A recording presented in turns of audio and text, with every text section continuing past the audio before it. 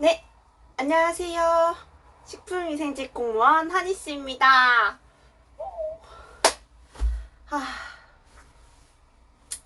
제가 정말 오랜만에 동영상을 찍는데요.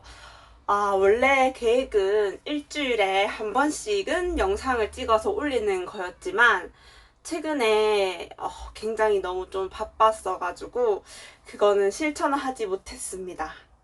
어쨌든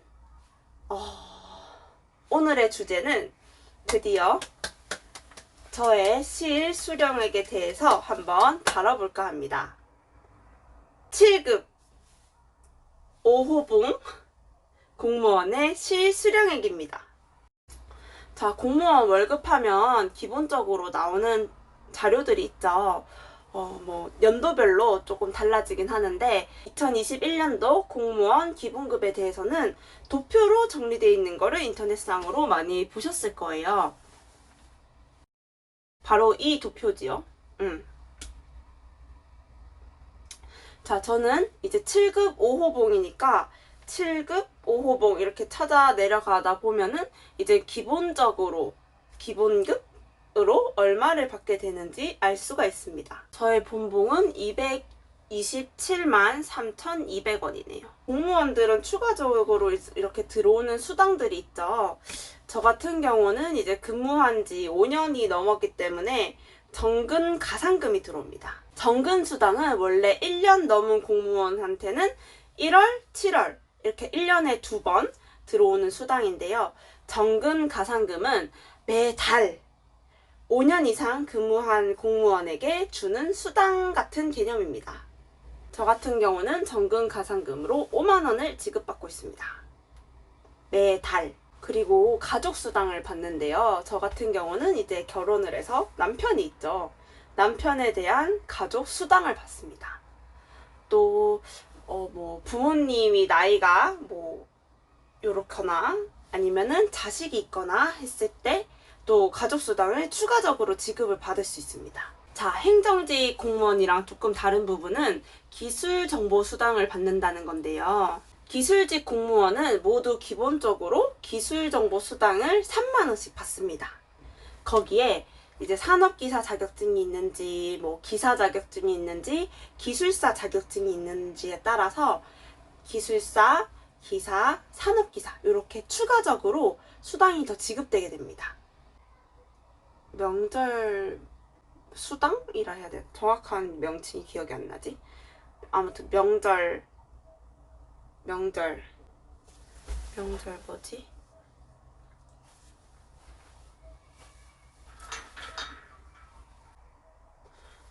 공식 명칭은 명절 휴가비네요. 여기 보면은 설날 및 추석날 현직 재직 중인 공무원에게는 예산의 범위에서 명절 휴가비를 지급한다. 명절 휴가비는 지급 기준일 현재 월 봉급액의 60%. 명절 휴가비는 저의 아까 기본급의 60%를 지급하게 되는데 1년에 2번 줍니다. 설날, 추석날 이렇게. 1월, 7월에는 정근수당을 지급하는데 정근수당 같은 경우는 1년 미만 공무원에게는 지급되지 않고요. 2년 미만은 5%, 3년 미만은 10%, 4년 미만은 15%, 5년 미만은 20%, 6년 미만은 25%, 7년 미만 30%, 8년 미만 35%, 9년 미만 40%, 10년 미만 45%, 10년 이상 50%. 10년이 넘어가면 아까 그 기본급의 50%를 1월, 7월에 받을 수 있는 거죠. 좋다. 공무원은 오래 근무하면 근무할수록 확실히 복지라 해야 되나? 혜택? 아무튼 좋은 것 같아요. 1월, 7월에는 정근수당을 받게 되고 설날, 추석에는 명절 휴가비를 받게 되고 또 1년에 한 번 성과상여금을 받습니다. 성과상여금 같은 경우는 지자체마다 조금씩 다른 것 같긴 한데 제가 근무하는 곳에는 이제 성과평가를 합니다.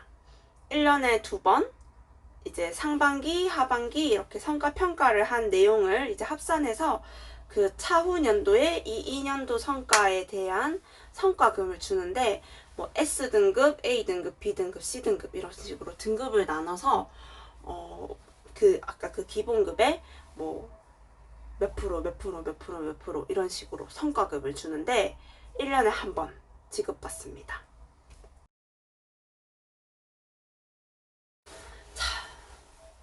만약에 이렇게 월급을 받기만 하면 굉장히 좋겠죠.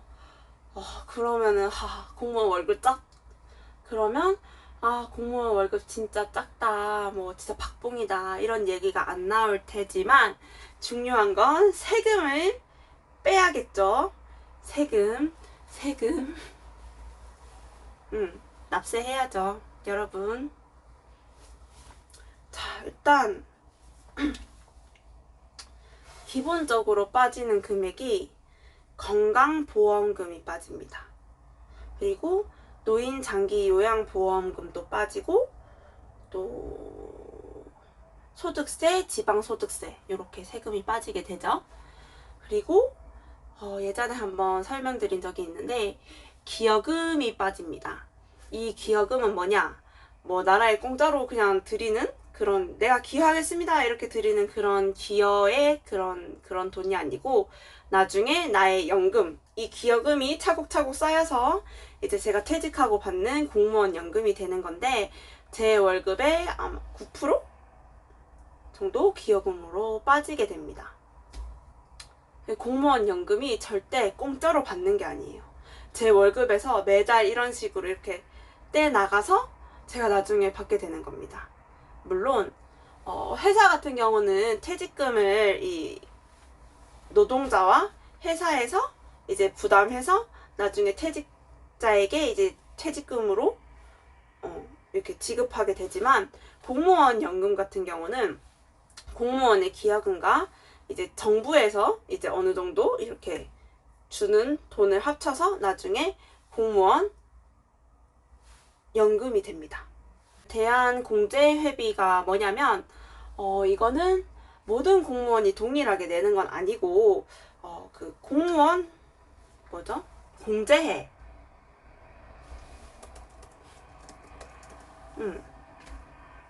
공무원 행정공제회라는 게 있습니다. 대한공제회비는 약간 행정공제회에 적금을 하는 개념으로 생각하시면 되는데요. 이 행정공제회가 시중은행보다는 이율이 좋기 때문에 약간 퇴직할 때 이제 받는다는 생각으로 차곡차곡 적금의 개념으로 쌓아놓는 돈이라고 생각하시면 됩니다. 뭐 적금이라고 생각하면 되죠.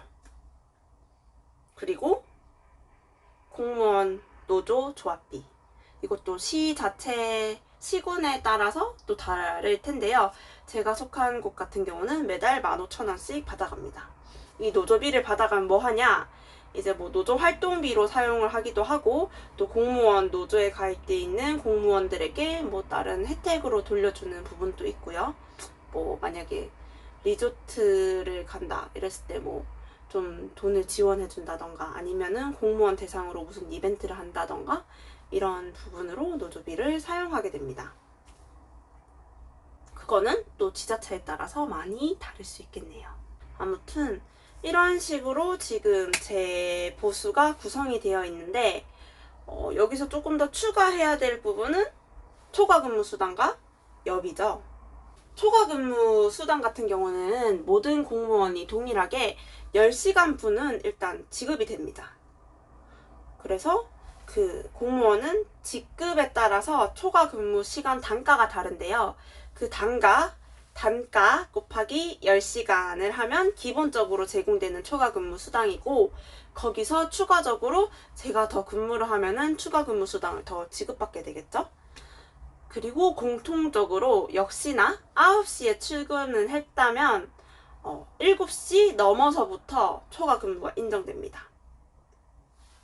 뭐 6시에서 7시까지는 저녁 시간으로 보는 거겠죠.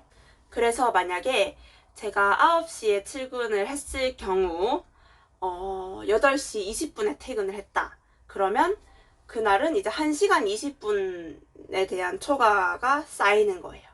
근데 또 웃긴 게, 초과는 한 달마다 계산을 하는데, 이 한 달이 됐을 때, 그러니까 이 한 달 기간 동안 제가 초과를 뭐 찍고 초과 근무를 열심히 해서 뭐 20시간 57분 동안 초과를 했다고 칩시다.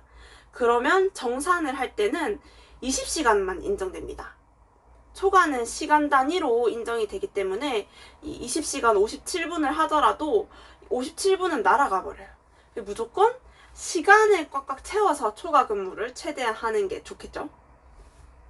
그래서 초과 근무 수당은 제가 하는 거에 따라서 굉장히 달라지기 때문에 만약에 뭐 초과 근무를 하나도 안 했다. 이달은 뭐 4월 달은 초과 근무를 제가 한 게 없다. 그러면 10시간 분에 대한 초과 근무 수당만 나갈 거고, 만약에 4월 달에 제가 초과 근무를 20시간 했다. 그러면 30시간 분에 대한 초과 근무 수당이 붙겠죠. 그리고 추가적으로 이제 여비가 붙는데, 여비 같은 경우는 이제 관내 여비가 있고 관외 여비가 있습니다.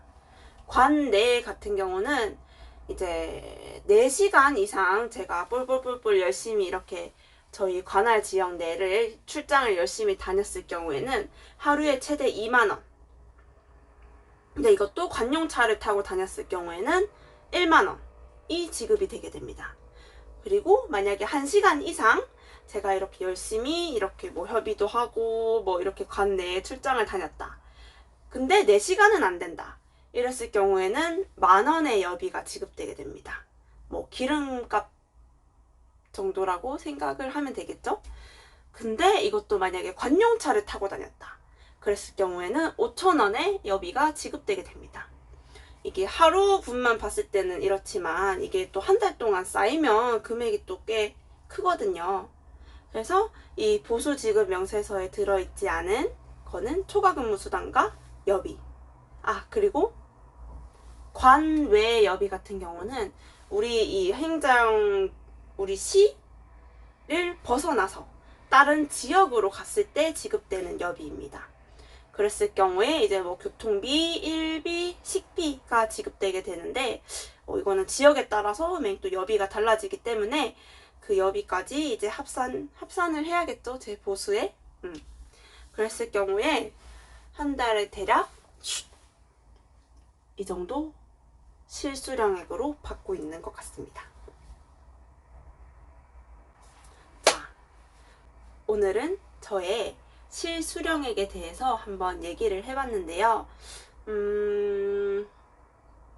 제가 15년도에 들어왔으니까 15, 16, 17, 18, 19, 20, 21 7년 차 만으로는 근무한 지가 이제 한 6년 정도 되어 가는데요. 아무튼 6년 동안 열심히 근무를 하면 7급까지 승진을 할 수 있습니다. 이것도 시군에 따라서 지자체의 형편에 따라서 좀 많이 달라지는 부분은 있습니다. 그리고 승진을 할 때는 한 호봉씩 깎습니다. 만약에 제가 9급 3호봉인데 8급으로 승진을 한다. 그러면 8급 2호봉이 됩니다. 그리고 또 8급 4호봉에서 7급으로 승진을 하게 되면은 7급 3호봉이 됩니다. 뭐 이런 식으로 이제 근무 연수가 1년 차오를 때마다 호봉이 올라가고, 또 승진을 할 때마다 또 호봉이 1년씩 깎이기 때문에 이런 거를 다 이제 계산을 해서 저의 이제 실수령액이 되겠죠. 이제 공무원 생활을 한 지는 6년쯤 되어 가는데, 제 호봉에는 이제 밖에서 다른 직장에서 다니고, 제 호봉에는 다른 직장 경력이 이제 산입이 된 호봉입니다. 만약에 저는 이제 식품위생직이니까 식품위생 관련 업종에서 근무한 경력이 있으면은 호봉에 인정을 해줍니다. 그 경력을. 그래서 조금 호봉이 동기보다는 조금 높고요. 무튼 그렇습니다. 그래서 저의 실수령액은 아무튼 요 정도 되는 걸로. 그러면 7급 5호봉 공무원의 실수령액 영상은 끝! 안녕! 다음에 더 알찬 영상으로 준비해서 찾아뵙도록 할게요. 바이바이.